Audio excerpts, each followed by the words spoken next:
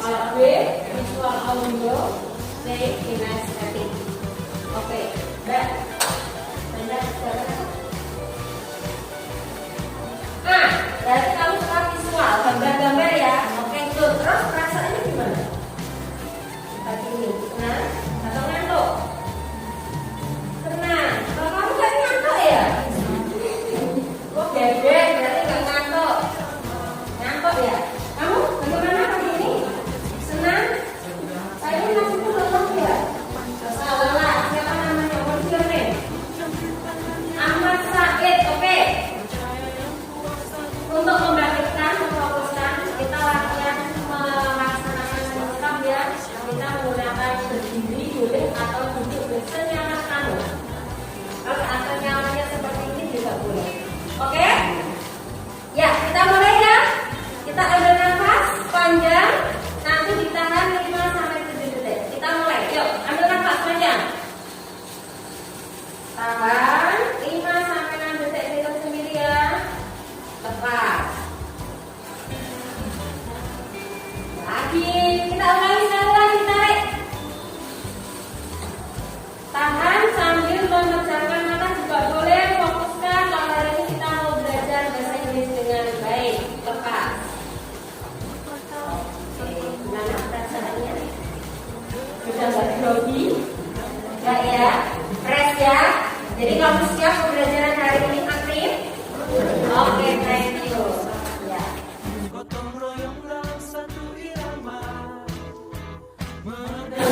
Sinyal ya dari perspektif. Kemudian tujuannya adalah nanti bisa disajikan dengan gambar teks atau video ya. Kemudian kamu dapat mengidentifikasi fungsi sosial struktur teks dengan penggunaannya. Nah, ini penilaian yang kita gunakan nanti adalah 3 sikap, yaitu sikap selama mengikuti pembelajaran. Baik mengikuti dulu itu nanti tetap saya nilai ya. Jadi proses sikap kamu, bagaimana nanti diskusi dan sebagainya.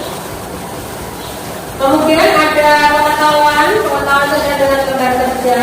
Kemudian nanti keterampilan yaitu tugas produk. Ya, tugas produk nanti kamu harus mengumpulkan bentuk produk. Boleh dengan video atau gambar atau PPT terserah ya. Begitu saja. Nah, kita belajar tentang deskriptif. Ya, sebelum kita mulai ke pembelajaran deskriptif. Minggu yang lalu, ya last week atau last meeting pertemuan yang lalu kita sudah menyinggung tentang aktivitas atau presenter ya, masih ingat ya. Jadi aktivitas itu nanti ada hubungannya dengan deskriptif. Oke.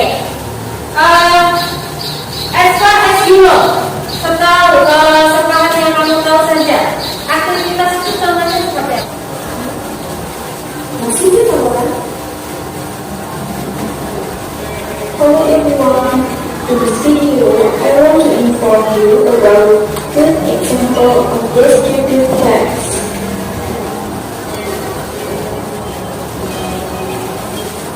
For the first lesson, we should know what is the descriptive text.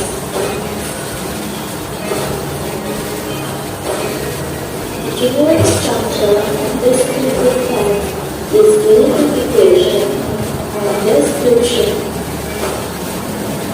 Example has 2 main structures. Oke.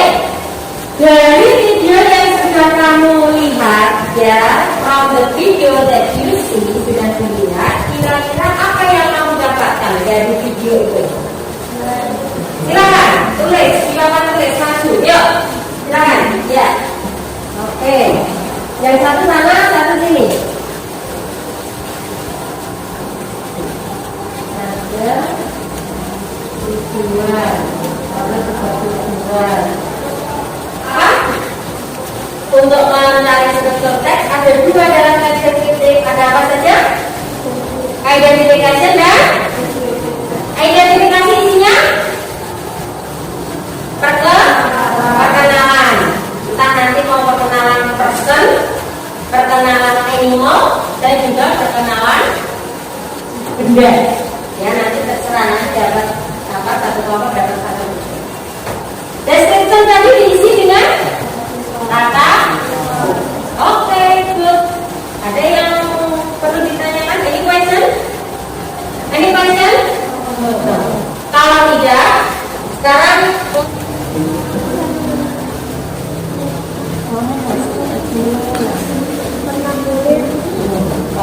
bagaimana itu kira-kira kalau boleh ini ya wet ya jadi ya wet skin. Oke, kenapa pelaku selain warna kulit ada apa mas? Jadi bisa disebutkan ya mulai dari mata, kemudian warna kulit, rambut, semua yang ada di Oke, ikut lanjut, yuk. Oke, coba yang sini, bagaimana yang sini?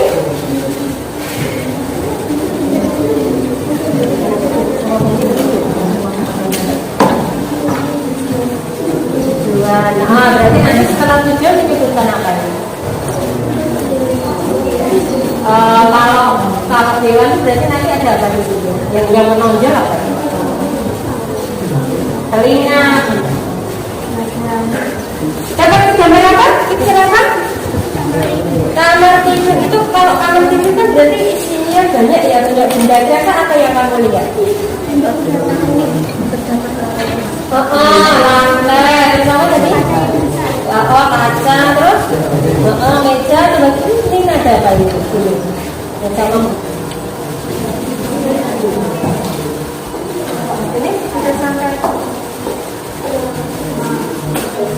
Kalau prescription itu berarti kita fokusnya ke apa? Apa sifat ya, jadi yang seperti apa tadi yang aku bilang ada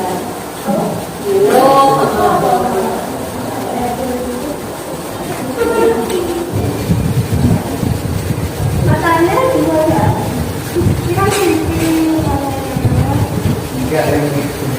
Kenapa?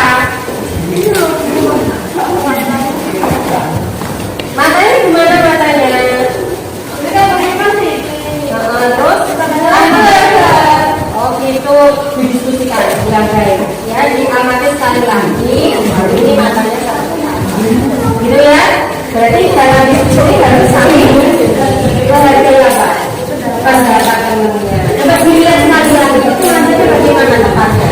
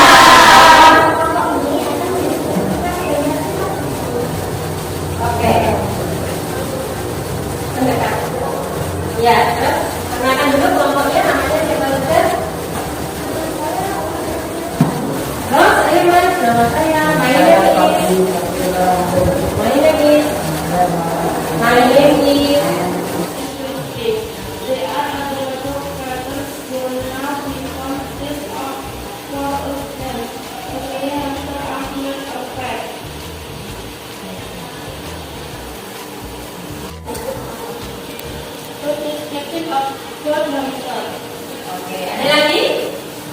Cukup? Cukup? Oke, kalau tidak tutup. Terima kasih. Wassalamualaikum warahmatullahi wabarakatuh.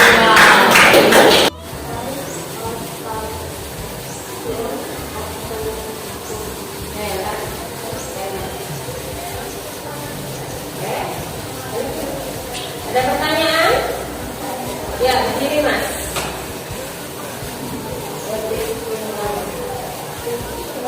Berdiri.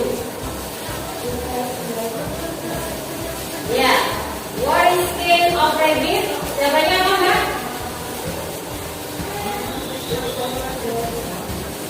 White skin. Oke. Ada yang lain ini? Any else? Ada pertanyaan yang lain? Tidak? No? Oke, stop. Oke.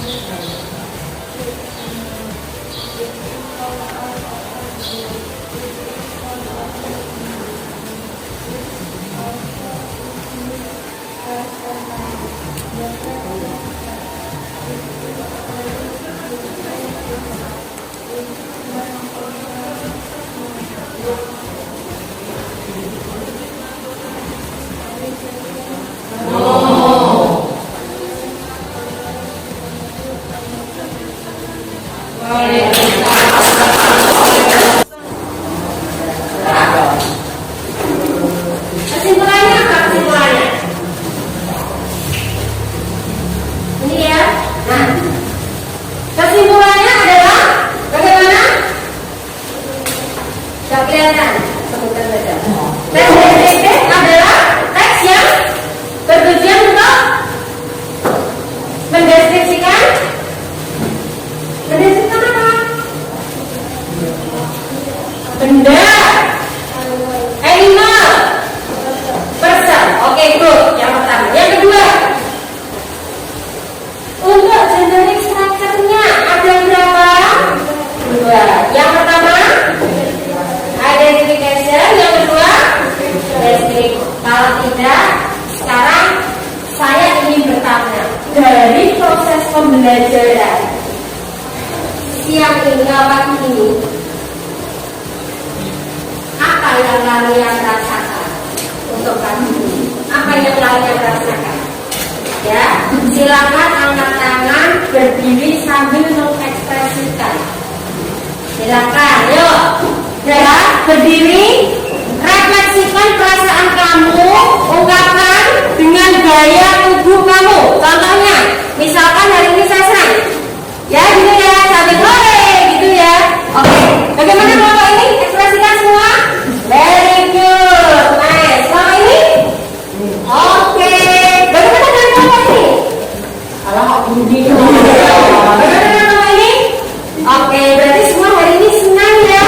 Dan pelajaran bisa diterima. Oke, sekarang kita akan untuk kita semua.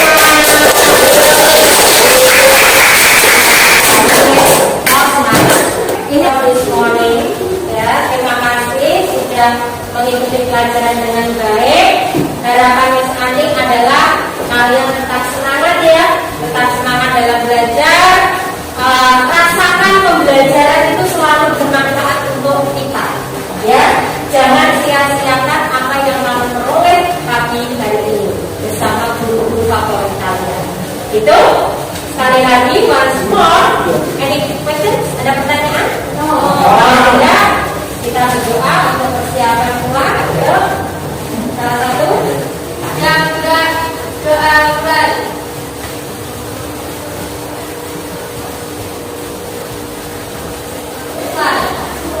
Oke, thank you.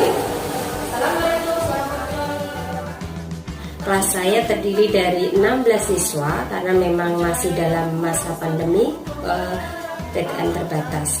Untuk itu, setelah melakukan pembelajaran berdiferensiasi, yang sudah kami lakukan adalah menganalisis kebutuhan dalam pembelajaran berdiferensiasi, di mana ditemukan gaya belajar 3, yaitu visual, audiovisual, dan kinestetik.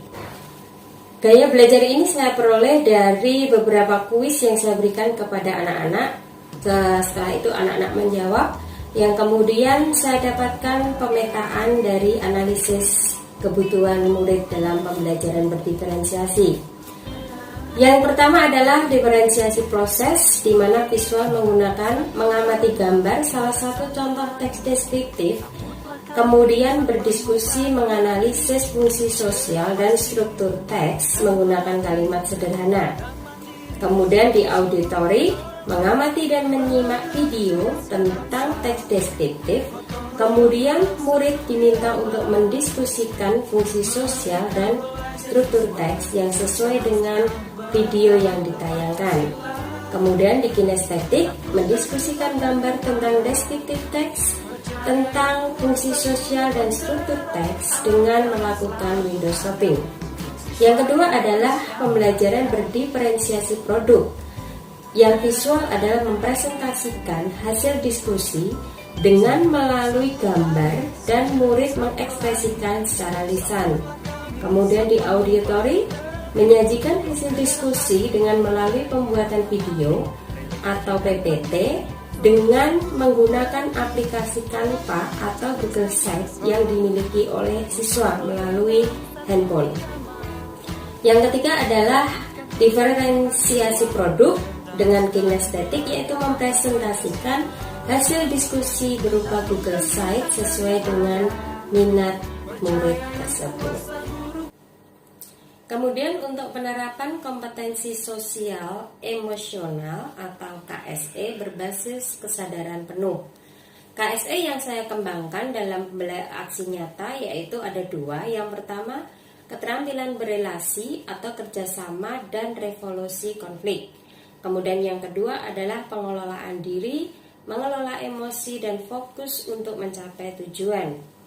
Pada KSE, keterampilan berelasi atau kerjasama dan resolusi konflik, cara penerapannya adalah terintegrasi dalam mata pelajaran. Kemudian bentuk penerapan pembelajaran sosial emosionalnya adalah dari video, PPT, dan gambar yang ditarangkan, sehingga murid saling memberikan pendapat secara adil. Dalam hal ini adalah diskusi dengan kelompoknya masing-masing.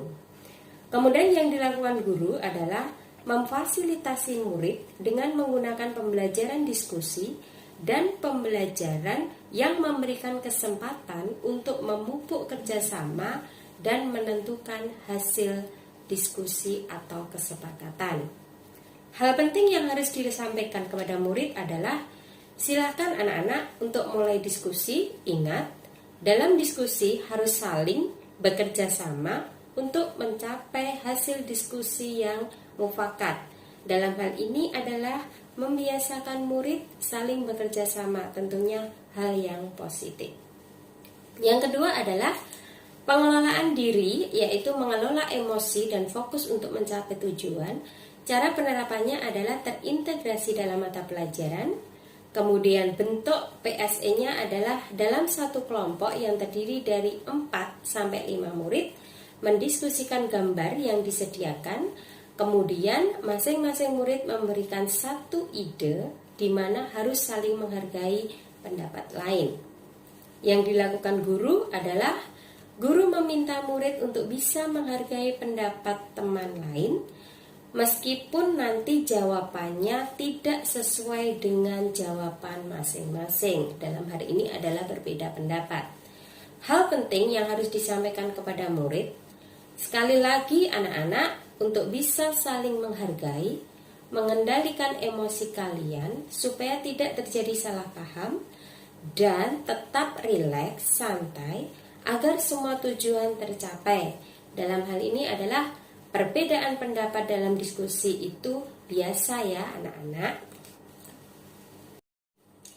Yang terakhir adalah lembar refleksi diri, di mana saya harus menjawab 7 pertanyaan setelah melaksanakan aksi nyata yang keempat atau modul 2 di modul 2. Pertanyaan yang pertama adalah apa yang telah dipelajari hari ini?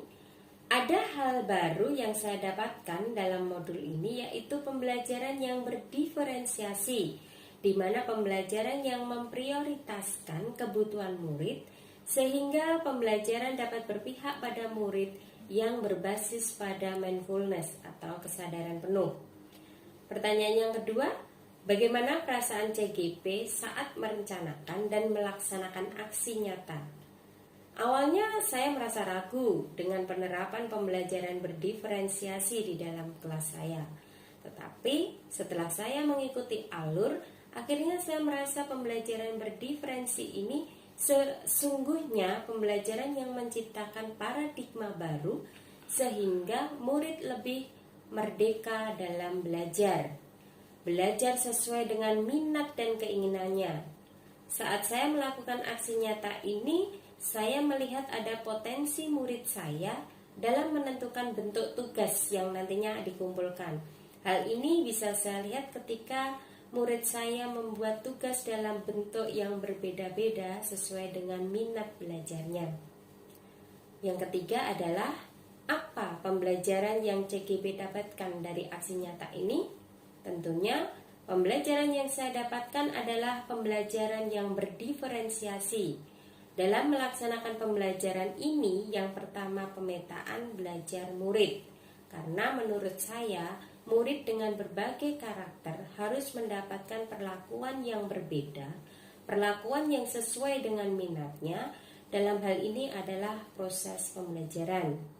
Yang kedua, yaitu proses belajar yang lebih membuat murid aktif, di mana sebelumnya kondisi murid dalam kelas saya itu cenderung pasif, dan sekarang murid lebih berantusias walaupun kapasitasnya sedikit, sehingga dapat mewujudkan murid yang mempunyai karakter pelajar Pancasila dan merdeka dalam belajar.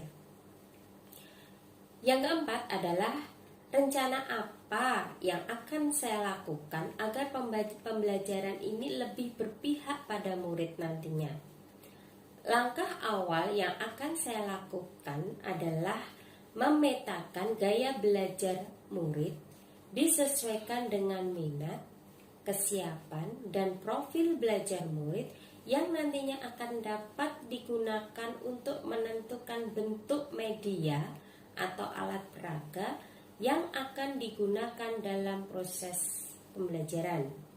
Mengintegrasikan diferensiasi konten, proses, dan produk dalam pembelajaran sehingga pembelajaran lebih berpihak pada murid.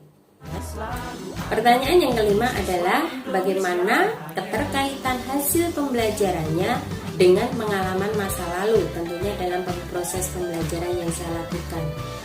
Sesungguhnya saat dulu sampai sekarang pun saya sudah menggunakan pembelajaran yang menggunakan media baik nyata atau kontekstual maupun abstrak. Dan saya pun juga sudah menggunakan teknik yang berbeda dalam hal murid mengumpulkan tugas. Namun, saya belum memahami bahwa yang saya lakukan itu sudah masuk pada level pembelajaran yang berpihak pada murid. Tetapi, saya belum menerapkan pembelajaran berdiferensiasi konten, proses, dan kemudian untuk PSN-nya sendiri itu saya sudah melakukan serta mengintegrasikan dalam proses pembelajaran. Hanya saja PSE yang saya lakukan belum banyak menggunakan atau menerapkan kompetensi sosial emosional, dan saya menerapkannya belum secara rutin dan protokol, sehingga perlu dibutuhkan penekanan-penekanan dalam KSI ini. Selanjutnya adalah target pembelajaran hari ini dan selanjutnya. Saya mencoba untuk menciptakan perubahan-perubahan yang positif dalam proses pembelajaran yang mengintegrasikan pembelajaran berdiferensiasi, pembelajaran sosial emosional, serta menerapkan kompetensi sosial emosional guna mewujudkan pembelajaran yang berpihak pada murid sehingga murid mencapai merdeka belajar. Pertanyaan terakhir, bagaimana pembelajaran ini berguna di masa yang akan datang? Pembelajaran yang berdiferensiasi, pembelajaran sosial emosional, kompetensi sosial emosional ini sangat bermanfaat karena sejalan dengan filosofi Ki Hajar Dewantara, di mana pendidikan merupakan suatu tuntunan dan menuntun murid untuk menjadi lebih sesuai dengan kodratnya, di mana kodrat anak lebih ke dolanan.